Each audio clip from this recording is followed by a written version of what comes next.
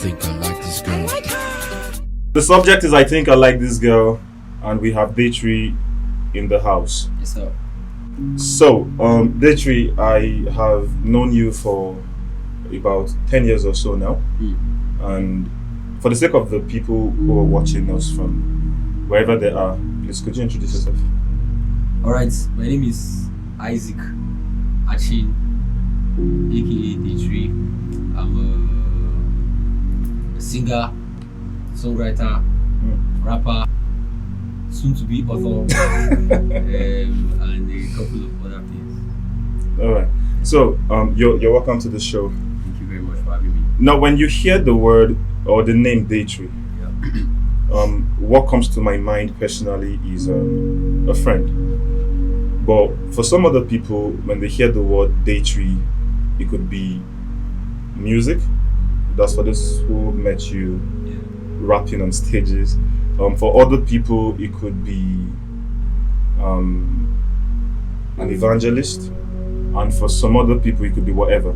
Now, but there's an aspect of your life I've noticed, and it has to do with children and teenagers. So, do you feel that God has called you to these categories of people? All right. I think that I like to think that this is more or less a season of my life, because I've had that kind of question too. I'm trying to ask myself, because a lot of the things happening in my life, let's say for the last 2 years, borders around young people, children, teenagers, and young adults. But I feel like it's more or less a season of my life, and everything is happening in quick succession, so it's making it easy for me to explore this space. You get? So I'm just, as I say, I'm living in the moment, but I'm enjoying it while it lasts. So you all heard them. Lecrae is not a teenage pastor. Of course, I am not. It's just his season. Exactly. All right. Could you tell us briefly how it all started from your encounter with music, and how the journey has been for you, most especially, and your parents, putting up this new person, Lecrae. I remember some 6-7 years ago, I remember putting up a call to you, and on that call I called you Rebel, and it was your mom on the other side of the phone. It was funny. It was funny, and from that day I think your name changed. Yes. Please tell us about it. So officially, this man here is the reason why I changed my name. Yo, I take credit for that. I take credit for that. I used to go by the name Rebel. Yeah, so it was not a very safe name for my mother. You get, so I had to switch it. We're rebelling. So what happened? Daddy was like, he called me, and my mom picked it. I think my line was not going through, so they had to call my mom. So he was asking he wanted to ask of me. Yeah. And you're not calling me Isaac. So the name you knew me as was Rebel. So my mom was like, came to the room like, who's Rebel? I'm like, I don't know that guy. Well, you deny. I have to agree that it was me. So that's where the need for the change came. But the journey has been it has been 15 years now.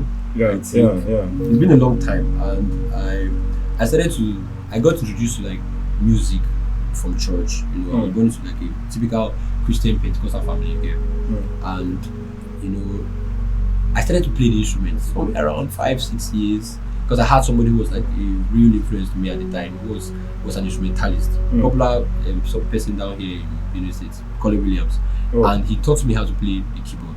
Oh wow! So I was quite close to him, so it was sort of like a music environment. In his house on weekends, they're playing acoustic guitar, me singing, all these kind of things.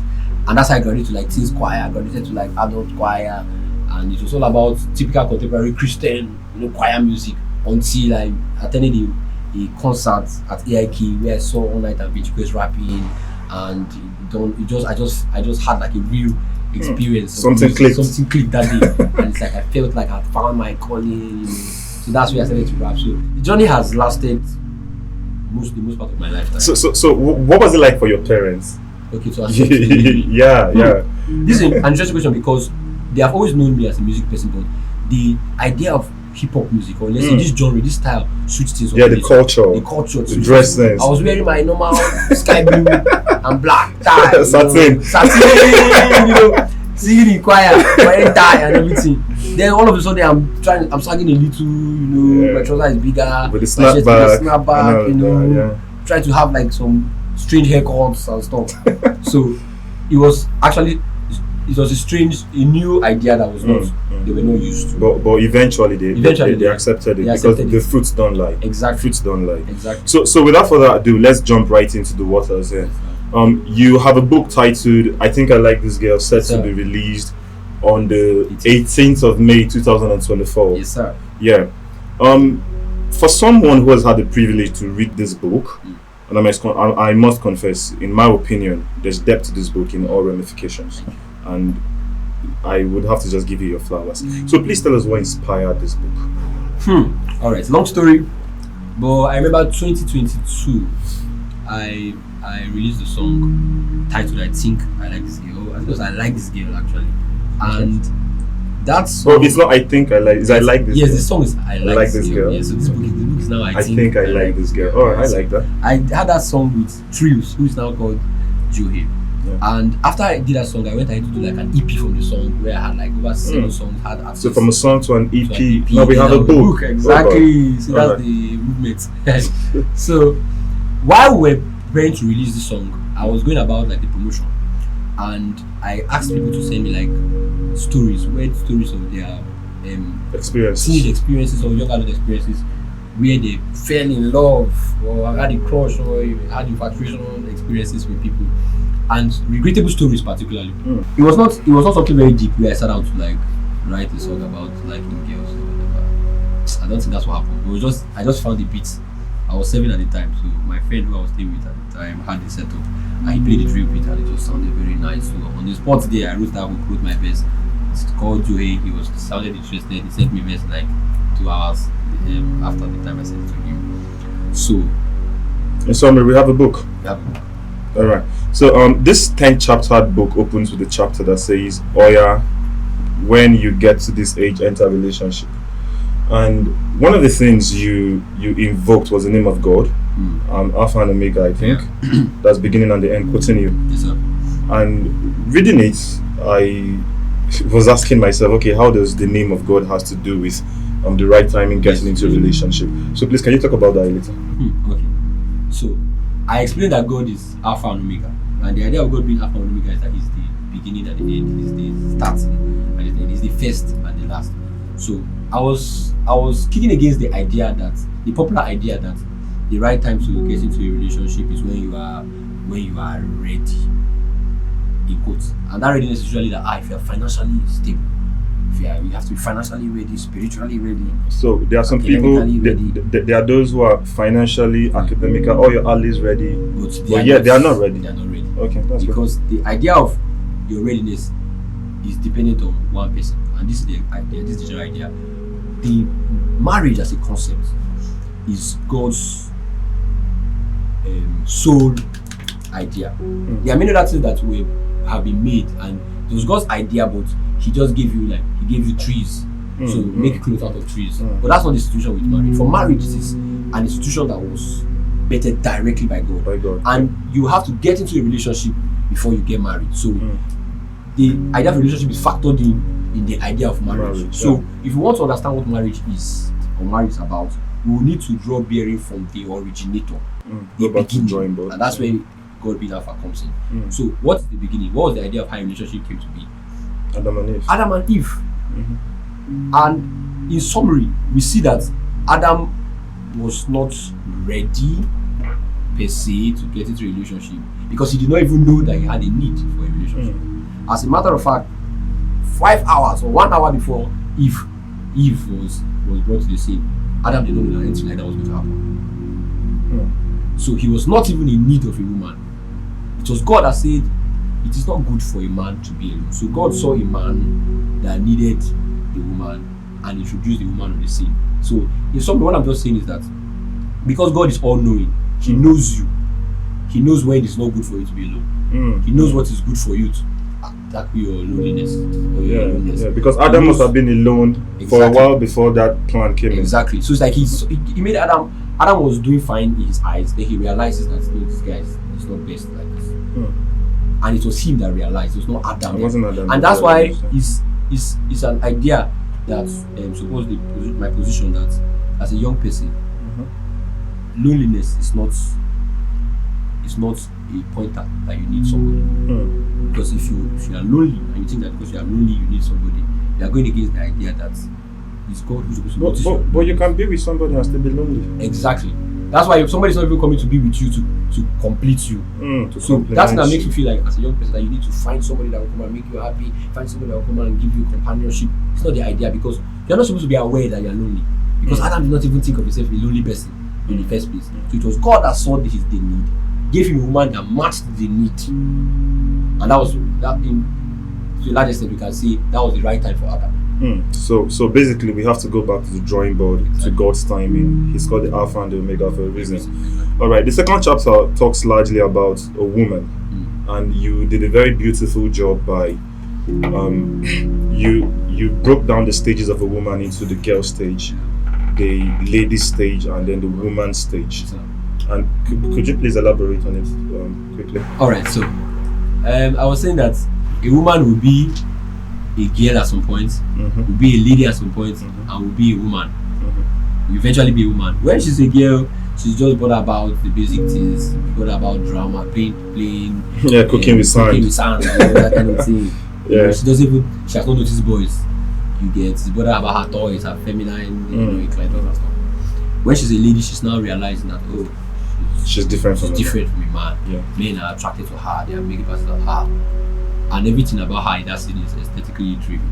Then she's now a woman, where she's now considering marriage and stuff. Her priorities are changing. But there's something that is consistent when a woman is a lady and when she's a girl, is that she has emotions. And emotions are a big deal to her, whether it's consciously or unconsciously. And because emotions are a big deal, it can constitute a disadvantage for her because she will mistake the expression of men towards her, which is what I explained as a man being nice and a woman being good. So we're going to get that we're going to get to that in a minute. So basically what you're saying is this, that irrespective of the stage they find themselves, there is a common factor that is present in all three stages, and it's the fact that they're emotional, and they have to watch their emotions. All right. There's a line you mentioned, and it stuck with me honestly.